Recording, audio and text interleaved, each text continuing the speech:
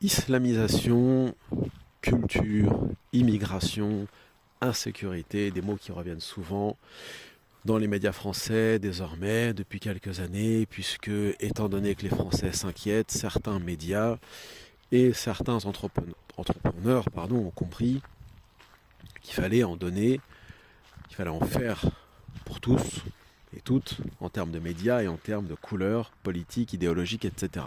C'est-à-dire en gros, étant donné que les Français se droitardisent un peu en raison d'une certaine insécurité et surtout depuis Charlie Hebdo le Bataclan, ce qu'on peut comprendre un peu bien évidemment, tous ces sujets reviennent du matin au soir et les médias désormais osent, ce qu'ils ne faisaient pas il y a 20 ou 30 ans, se focaliser sur des faits divers dans des quartiers difficiles, des quartiers populaires, à majorité immigrée, ou dans certains quartiers où on y trouve des agressions, des faits divers qui sont très souvent liés à des jeunes, parfois issus de l'immigration, ou à des bandes de voyous, ce que certains appellent des bandes ethniques ou des gangs ethniques. Bon. Alors la grande question c'est, malgré tout, qu'est-ce qui pose réellement problème aux Français? Bon, est-ce que c'est l'islam qui pose problème aux Français? L'islam est une religion universelle comme le christianisme. On peut être musulman partout, on peut pratiquer l'islam partout.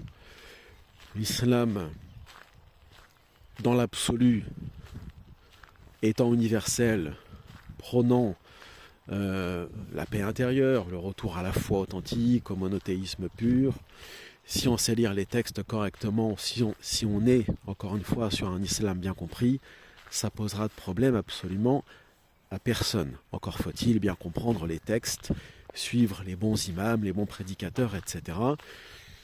Mais il y a encore du travail à ce niveau-là, même si on remarquera, ce qui est assez délirant d'un point de vue sociologique, que dans le monde musulman, on est plus ouvert, plus modéré, plus réformiste, et on a plus de recul par rapport aux textes et par rapport aux règles qui sont édictées ici ou là dans le Coran, dans les hadiths, qu'ici en Europe, où on observe une radicalisation des jeunes et des moins jeunes de confession musulmane, qui sont soit au contact d'un certain wahhabo-salafisme, littéraliste et assez violent et agressif, n'est-ce pas, assez belliqueux, coupé ou dilué dans d'autres idéologies particulièrement agressives et belliqueuses, telles que le décolonialisme, le racisme anti-blanc, etc. Bon.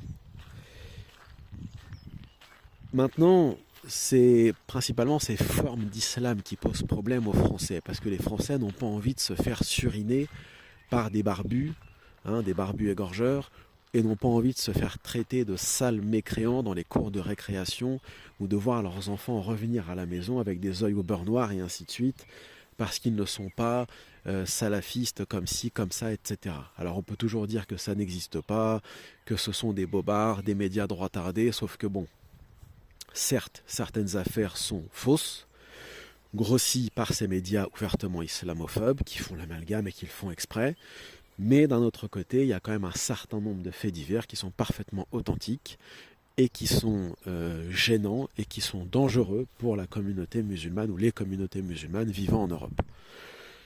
Donc voilà le type d'islam qui pose problème, et c'est la raison pour laquelle je ne cesse d'appeler à une réforme de l'islam, du moins de la compréhension de l'islam, si on veut sortir de cet engrenage et si on veut réellement avoir un avenir européen, français, hongrois, polonais, allemand, anglais, peu importe.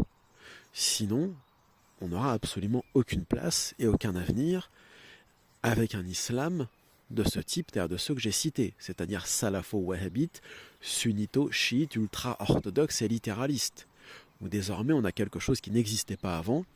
C'est par exemple, on parlera dans une autre vidéo, Inch'Allah, l'obsession de ce qu'on appelle la awra, c'est-à-dire la nudité. Donc désormais vous avez des individus sur internet qui pourchassent les moindres photos de jeunes femmes, qui ne sont pas soi-disant voilées comme ci, comme ça, ou qui, pour certains jeunes, portent des pantacourts ou des shorts ou enfin bref qui laissent apparaître les genoux. Voilà, on en est là aujourd'hui dans cette communauté. Chose qu'on ne voit absolument pas ni en Algérie, ni au Maroc. Alors ces jeunes m'amusent à chaque fois, ils revendiquent le bled, l'Algérie, le Maroc, le Sénégal, etc. Dans leur bled, on ne pratique absolument pas cette forme d'islam et on ne pourchasse personne et les gens sont libres. En Algérie, au Maroc, en Tunisie, des masses de femmes ne portent pas le voile, personne ne les embête. Des masses de jeunes sortent dans la rue habillés de telle ou telle façon, personne ne les embête. Mais désormais en France, c'est comme ça. C'est là où c'est un peu délirant et un peu inquiétant. C'est pourquoi ça arrive en Europe, ce genre de choses, et pas, ou plus, enfin c'est même pas plus, c'est pas du tout dans les pays musulmans. C'est là où c'est assez délirant. On peut expliquer ça de différentes façons. On n'a pas le temps ici, mais bon, quand même. La deuxième des choses, et je pense que c'est surtout sur ça qu'il faut s'attarder, c'est la question culturelle.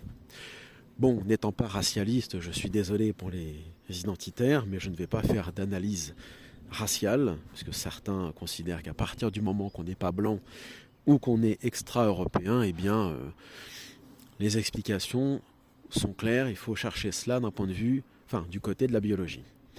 Non, c'est trop facile, trop réducteur, et puis je ne crois pas aux races. Je crois en la race humaine, point final, conformément au Coran et je dirais même conformément à une certaine science. Alors après, les racialistes ont leurs scientifiques, leurs raciologues, on en a déjà parlé, mais bon. Le problème est culturel dans le sens où, disons-le ouvertement, il y a certaines cultures en provenance de certains pays, je ne cite pas lesquels, qui effectivement choquent énormément les Occidentaux. Pourquoi ? Parce que dans certaines cultures, dans certaines communautés, on ne porte pas, par exemple, autant d'intérêt à l'hygiène qu'en France ou en Occident. Alors, les mauvaises langues vont nous dire que les Français sont dégueulasses et ainsi de suite. Bon, enfin bref, peu importe.